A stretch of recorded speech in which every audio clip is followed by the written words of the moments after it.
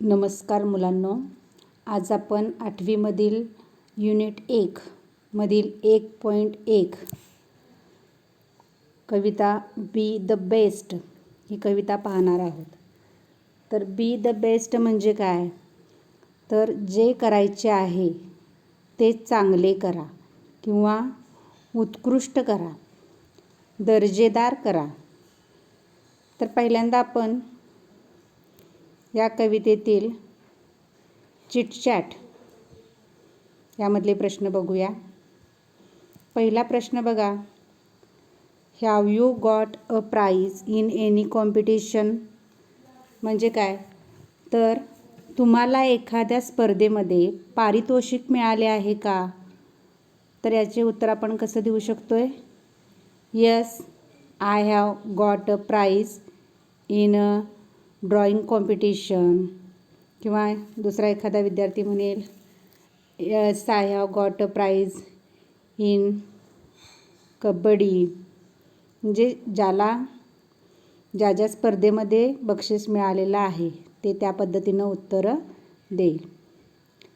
दुसरा प्रश्न बघा, how did you feel at that time? म्हणजे एखादं बक्षीस मिळाल्यानंतर तुम्हाला कसे वाटले होते? कसे उत्तर द्याल? I felt very happy at that time. तिसरा प्रश्न बघा, have you ever failed in your effort? तुम्ही तुमच्या प्रयत्नात कधी अपयशी झाला आहात का? याचं उत्तरसुद्धा आपण यस किंवा नो असे देऊ शकतोय.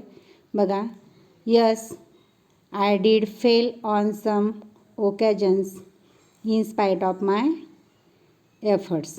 किंवा नो आय डिडंट फेल अशा पद्धतीनं पण आपण उत्तर देऊ शकतो. चौथा प्रश्न, do you think we should accept success as well as failure? तर या प्रश्नाचा अर्थ काय? यश तसेच अपयश या दोन्ही गोष्टी आपण स्वीकारल्या पाहिजेत असे तुम्हाला वाटते का? हा पण यस नो प्रश्न आहे. याचं उत्तर पण आपण यस किंवा नो देऊ शकतो. Yes, we should accept success as well as failure with the same spirit अशा पद्धतीने. आता शेवटचा प्रश्न बघा, what will be your reaction if you are not selected in a team? जर एखाद्या संघामध्ये तुमची निवड झाली नाही तर तुमची प्रतिक्रिया कशी असेल? म्हणजे एखाद्या स्पर्धेमध्ये तुम्हाला भाग घ्यायचा आहे, पण त्या स्पर्धेत जर तुमची निवड झाली नाही तर तुम्हाला कसं वाटेल? आनंदी वाटणार आहे का? नाही. तर आपण कसं उत्तर लिहू शकतो? I will feel very sad if I am not selected in a team, but I will try to find the reasons of it and work on it to improve myself. म्हणजे जरी एखाद्या संघामध्ये निवड झाली नाही तरी आपल्यामध्ये काय कमतरता आहे त्याचं कारण शोधून काढू आणि मग आपल्यामध्ये सुधारणा करू अशा पद्धतीनं आपण उत्तर देऊ शकतो. त्यानंतरची पुढची ॲक्टिव्हिटी काय आहे? Read aloud the following sets of words. तर या ठिकाणी ए बी सी डी अशा 4 ओळींमध्ये काही शब्दांचे समूह दिलेले आहेत. ते काय करायला सांगितलेले आहेत? मोठ्यानं वाचायचं आहे. आणि बी या ॲक्टिव्हिटीमध्ये काय करायला सांगितलं आहे? याच शब्दांचं rearrange each of the above sets of words according to the increasing order of their size or growth. तर हे शब्दसंच पहिल्या ए ॲक्टिव्हिटीमध्ये मोठ्यानं वाचायचे आहेत आणि बी ॲक्टिव्हिटीमध्ये प्रत्येकाचा आकार म्हणजे काय साईज आणि त्याची वाढ या पद्धतीनं काय करायचं आहे? चढत्या क्रमानं लिहायचे आहेत. म्हणजे उदाहरणार्थ बघा, पहिले शब्द काय आहेत? रिव्हर, स्ट्रीम, सी आणि ओशियन. म्हणजे त्यांच्या विस्तारानुसार ते शब्द काय करायचे? क्रमानं लावायचे. आता उदाहरणार्थ या पहिल्या एचे शब्द आपण कसे क्रमानं लावणार? तर पहिल्यांदा तर रिव्हर म्हणजे नदी, स्ट्रीम म्हणजे झरा, सी म्हणजे समुद्र आणि ओशियन म्हणजे महासागर. तर साईजनुसार यातल्या सगळ्यात पहिल्यांदा लहान, त्याच्यापेक्षा मोठं, त्याच्यापेक्षा मोठं अशा पद्धतीनं शब्दांचा क्रम घ्यायचा. आता पहिल्यांदा आपण कुठला शब्द घेऊ शकतो यामध्ये? स्ट्रीम म्हणजे ओहोळ किंवा झरा. त्याच्यानंतर मोठं काय आहे? रिव्हर. त्यामुळे 2 नंबरला शब्द रिव्हर. त्याच्यानंतर मोठं सी आणि सगळ्यात मोठं ओशियन, म्हणजे असा क्रम असेल. स्ट्रीम, रिव्हर, सी आणि ओशियन. तशाच पद्धतीनं बीमध्ये काय होणार? हिल, स्टोन, माउंटन आणि रॉक असे शब्द आहेत. यातला सगळ्यात लहान कुठला? स्टोन, दगड. त्यानंतर मग रॉक, खडक. त्याच्यानंतर मोठं हिल आणि मग सगळ्यात जास्त मोठं काय? माउंटन. म्हणजे क्रम स्टोन, रॉक, हिल आणि माउंटन. तशाच पद्धतीनं सीमध्ये प्लांट, सॅपलिंग, ट्री आणि सीड असे शब्द आहेत. यामध्ये सर्वात लहान सीड म्हणजे बिया. त्यानंतर सॅपलिंग अंकुर. त्याच्यानंतर मोठं काय? प्लांट म्हणजे लहानसं रोपटं. आणि ट्री हे त्याच्यापेक्षा मोठं, म्हणून ट्री हा शब्द काय जाणार? 4थ्या नंबरला जाणार.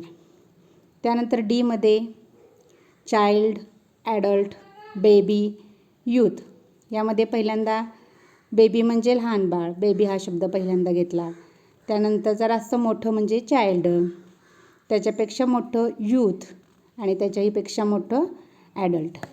म्हणजे एमध्ये दिलेले शब्द बीमध्ये पुन्हा रिअरेंज करायचे आहेत. म्हणजे त्याची मांडणी त्याच्या साईज आणि ग्रोथनुसार काय करायचे आहेत? पुनर्मांडणी करून तेच शब्द पुन्हा लिहायचे आहेत. आता याच्या पुढची जी ॲक्टिव्हिटी आहे ती in your pre primary classes you must have learned the story of the lion and the mouse. Pre primary classes म्हणजे काय? तुमच्या प्राथमिक वर्गांमध्ये म्हणजे 7वीपर्यंत तुम्ही कदाचित काय केलेले आहात? The lion and the mouse, सिंह आणि उंदराची गोष्ट तुम्ही ऐकल्या आहात असं गृहीत धरलेलं आहे. Read it in English. ती गोष्ट खाली दिलेली जी रिकामी जागा ठेवून जी गोष्ट इथं दिलेली आहे ती इंग्लिशमध्ये दिलेली आहे आणि ती काय करायची? तुम्ही वाचायची आहे. And fill in the gaps using words given in the box. आणि तुम्ही काय करायचे आहे? जी जागा रिकामी ठेवलेली आहे त्या जागेमध्ये या पिवळे जे काही इथं हे दिलेलं आहे शब्द ते काय करायचे? रिकाम्या जागेमध्ये भरायचे आणि ती गोष्ट पूर्ण करायची. बघा कुठले शब्द दिलेत? हेल्प, अँग्रीली, कॉट, फॉरेस्ट, माऊस, किल, रोअर्ड, फ्री, चूड आणि हर्ड, लाफ्ड असे शब्द दिलेले आहेत. ते काय करायचे आहेत आपल्याला? ह्या रिकाम्या दिलेल्या गोष्टीमध्ये ते भरायचे आहेत आणि गोष्ट पूर्ण करायची आहे. तुम्हाला ती गोष्ट माहिती आहे. बघा गोष्ट वाचूया आपण आणि रिकाम्या जागेमध्ये पिवळ्या खाली जे लाईनमध्ये शब्द दिलेत ते भरून काय करूया? गोष्ट पूर्ण करूया. A lion was sleeping in a dash dash. मग आता या पिवळ्या लाईनमधला कुठला शब्द त्यामध्ये ॲडजस्ट होतो?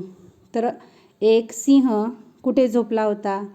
काय येईल शब्द त्यामधला? फॉरेस्ट. म्हणजे कसं होणार? A lion was sleeping in a forest. A mouse started playing on him. बघा एक उंदीर काय करायला लागला? त्याच्यावर खेळायला लागला. The lion got up. सिंह उठला. मग त्यामध्ये कुठला शब्द येईल? Got up angrily. त्याची झोप मोडलेली आहे त्यामुळे तो कसा उठला? रागाने उठला. He caught the mouse and was ready to dash dash it.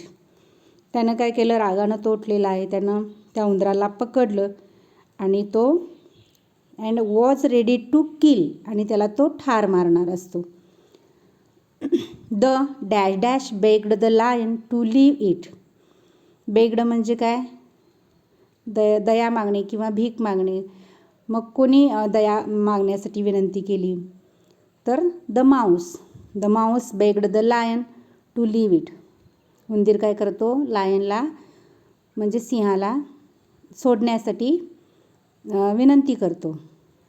And sed that आणि म्हणतो some day it would dash dash the lion.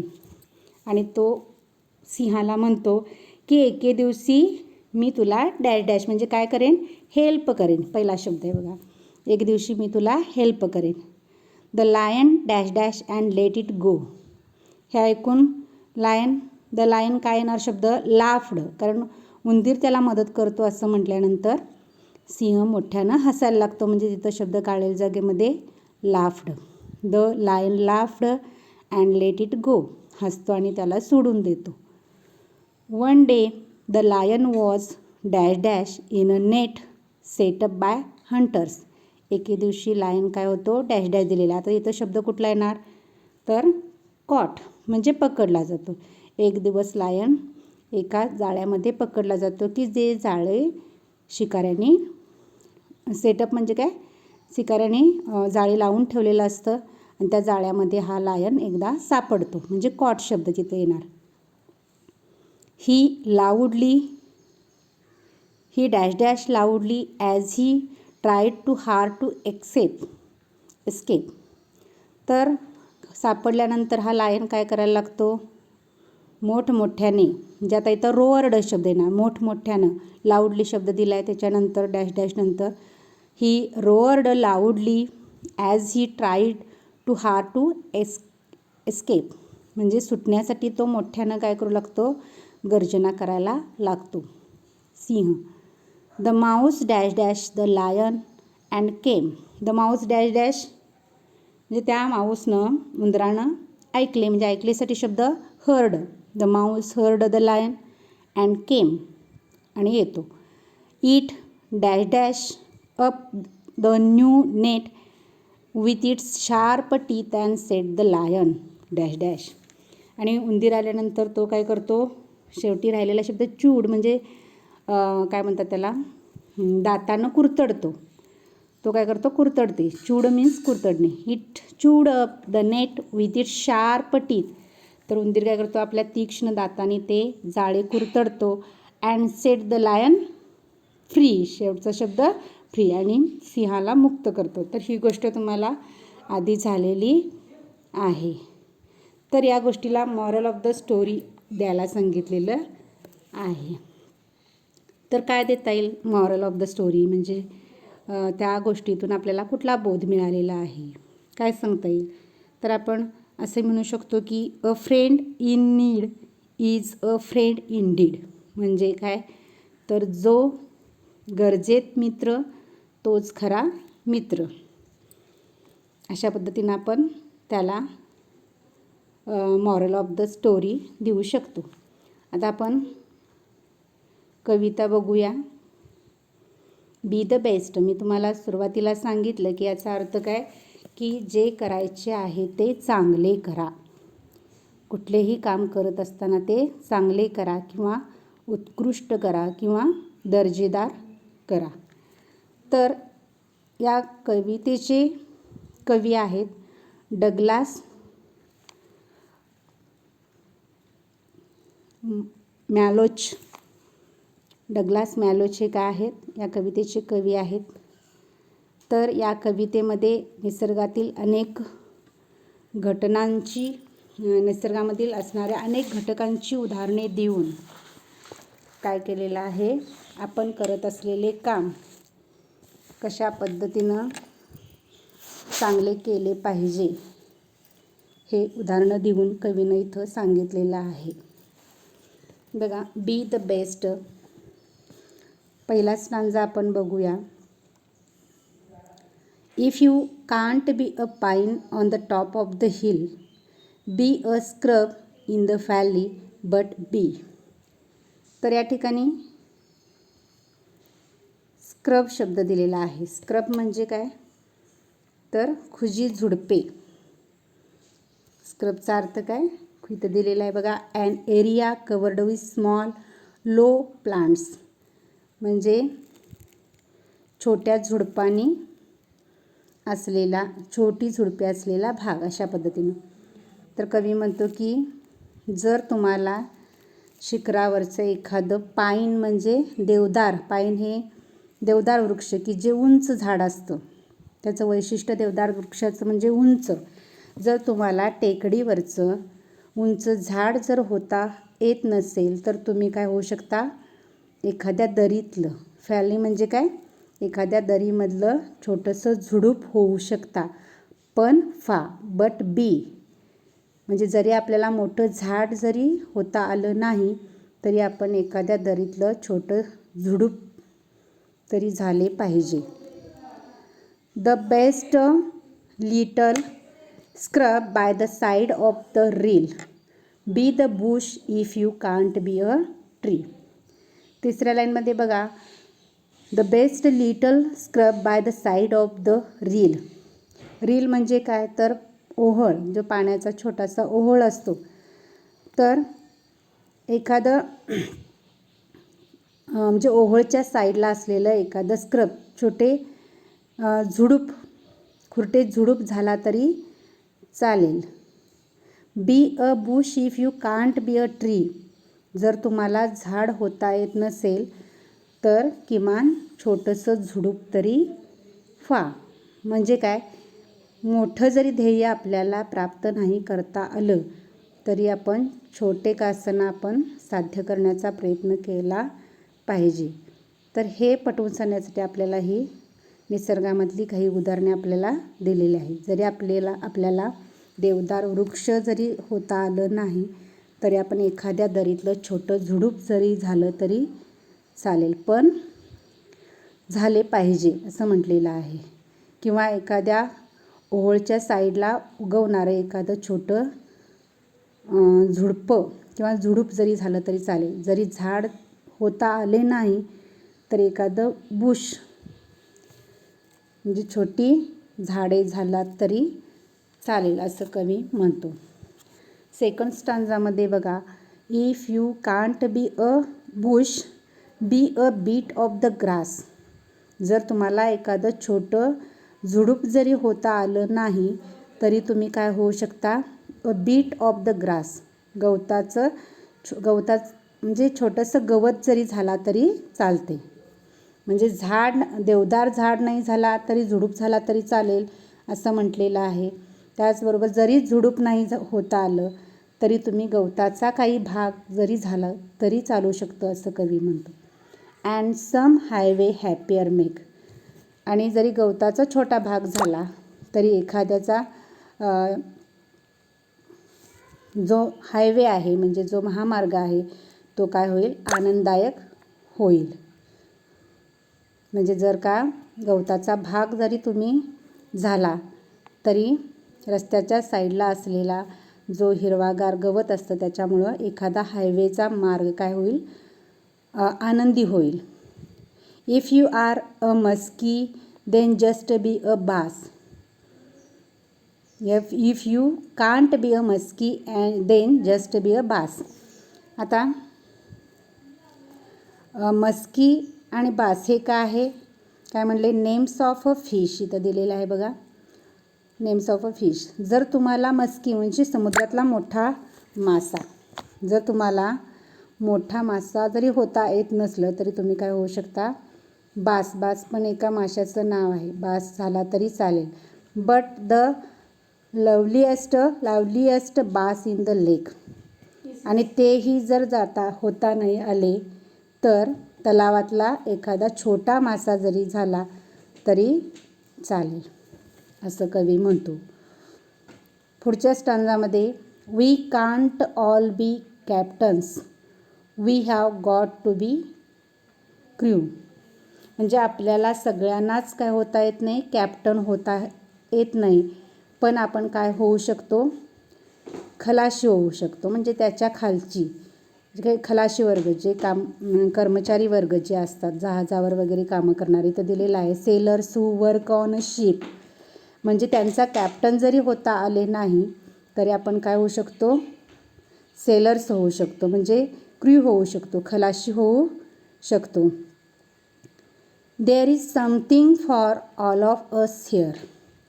आपल्याला आपल्या या म्हणजे पृथ्वी तलावर प्रत्येकाला काही ना काही आपल्याला इथं करण्यासारखं आहे. There is something for all of us here. प्रत्येकाला आपल्याला या ठिकाणी काही ना काही करता येते. There's big work to do and there's lesser to do. म्हणजे आपल्याला या ठिकाणी एखादं मोठं काम, बिग वर्क, किंवा एखादं अगदी दुय्यम दर्जाचं कामसुद्धा आपल्याला या ठिकाणी करता येतं. आपल्याला वाटलं एखादं मोठं काम करावं असं वाटलं तर आपण मोठं करू शकतो, किंवा लेसर म्हणजे काय, कमी दर्जाचं.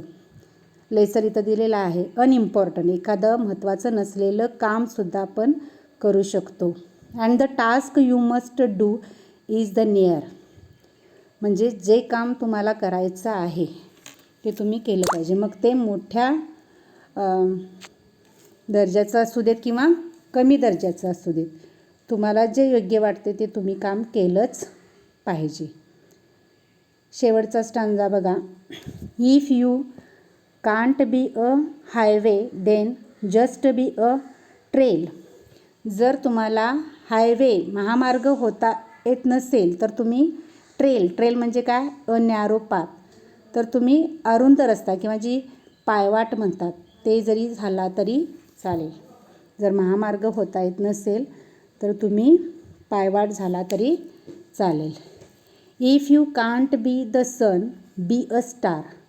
जर तुम्हाला सूर्य होता येत नसेल तर तुम्ही एखादी चांदणी झाला तरी चालेल. It isn't by size that you win or you fail. म्हणजे तुम्ही एखाद्या गोष्टीमध्ये, विन म्हणजे काय, जिंकणे, आणि फेल म्हणजे काय, अपयशी होणे, किंवा जिंकणे किंवा अपयशी होणे हे तुमचे साईजवर अवलंबून असणार नाही. Be the best of whatever you are. तर शेवटी काय सांगितलेलं आहे, जे काही तुम्ही कराल ते कसे केले पाहिजे, तर चांगल्या दर्जाचे केले पाहिजे. कुठलेही काम असेल मग ते चांगल्या दर्जाचे असू देत किंवा कमी दर्जाचे असू देत, ते जे काही कराल ते काय केलं पाहिजे, बी द बेस्ट म्हणजे चांगल्या पद्धतीनं, उत्कृष्ट पद्धतीनं केलं पाहिजे. तर कवीनं या कवितेमध्ये काय सांगितलेलं आहे, तर जरी आपल्याला एखादं मोठं काम जरी साध्य होत नसेल तरी छोटं आपण केलंच पाहिजे. आणि जे काही आपण करेल ते कसं केलं पाहिजे, बी द बेस्ट म्हणजे चांगलं आणि उत्कृष्टच केलं पाहिजे. हा संदेश आपल्याला कवीनं या कवितेतून सांगण्याचा प्रयत्न केलेला आहे.